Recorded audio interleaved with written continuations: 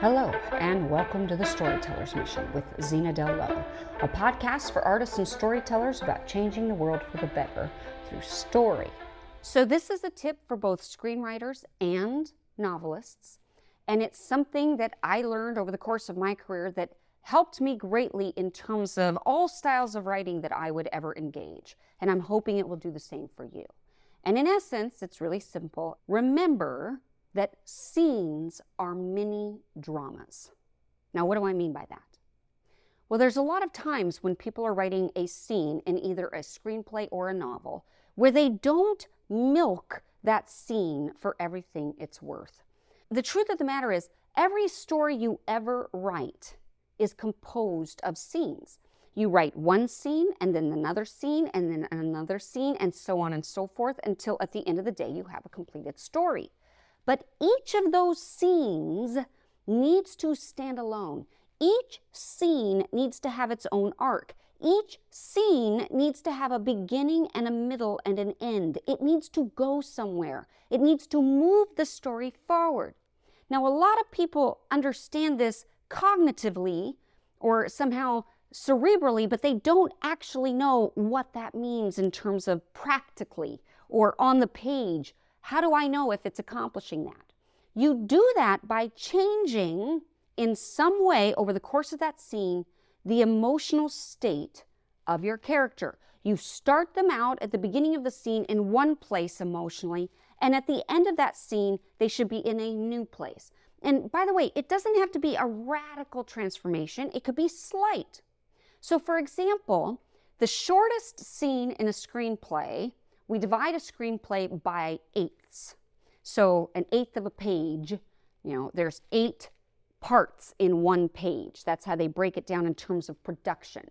So the shortest scene would be an eighth of a page. It's pretty darn short. It's usually a slug line and an action line.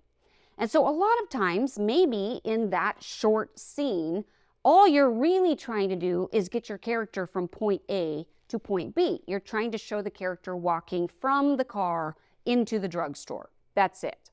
And so a lot of times writers will just do that. But that's not enough.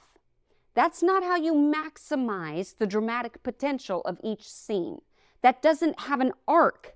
It's an establishing. And you want to avoid things like establishing. The only time you should have establishing is if you're writing a television show and you're establishing the location, and that's a different thing altogether.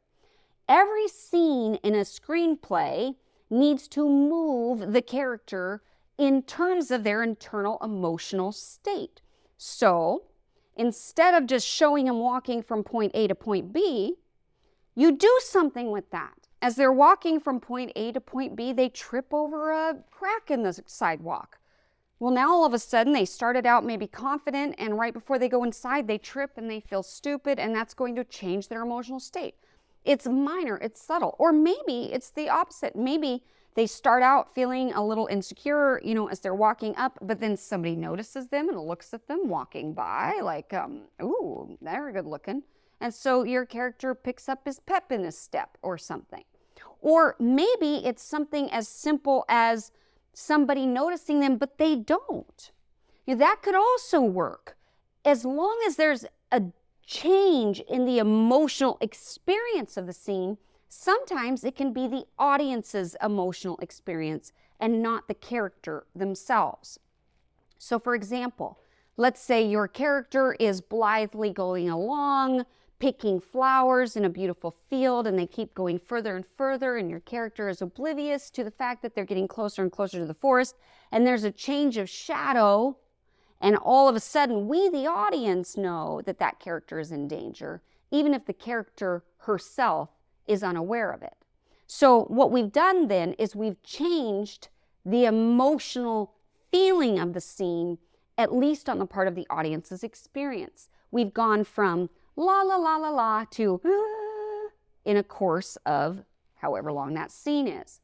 Now again, this doesn't have to be huge. We don't have to go from they're laughing at the beginning to crying at the end. That's not what I'm talking about. I just mean something has to happen. There's got to be some shift, some movement. So for example, I recently had a client who had a scene where they were trying to show that a character was studious. They were doing their research. They were a lawyer in the making, but they were on the bottom of the totem pole. So they had all these law books spread out and they were researching. And then she cut away from that scene because she thought she'd effectively established how this character was behaving in the world. While the rest of the world was going on around her, her nose was in the books and she was oblivious to that. And I said, well, that's not quite enough because something needs to happen in her, even if it's subtle. So for example, what she needed to have happen was she's looking, she's researching, she's looking for clues or, trying to figure out the answer in these law books. And then she notices something and all of a sudden her eyes light up. And that's when we cut away because now it's more exciting. Now there's an emotional shift. Now there's hope. There's excitement. There's, well, what did she find? And we are automatically more emotionally engaged in the scene because of that shift. That's a clue that sucks us, the audience, in. And that's really what all this is about. It's about engaging your audience. It's about engaging your reader. So if you're writing a novel or if you're writing a screenplay, you want to try to look at each scene as its own drama. It has an opening, a middle, and an end. If you can do this, your stories will come alive. All of a sudden, every single scene will be engaging. There won't be one scene that's boring. There won't be one scene that's superfluous because everything will actually move the story forward. See, whenever there's that emotional shift, it means you've actually accomplished something in that scene that then necessarily moves the story forward. And one of the kisses of death in story is if you have scenes that don't matter, that don't play into the narrative.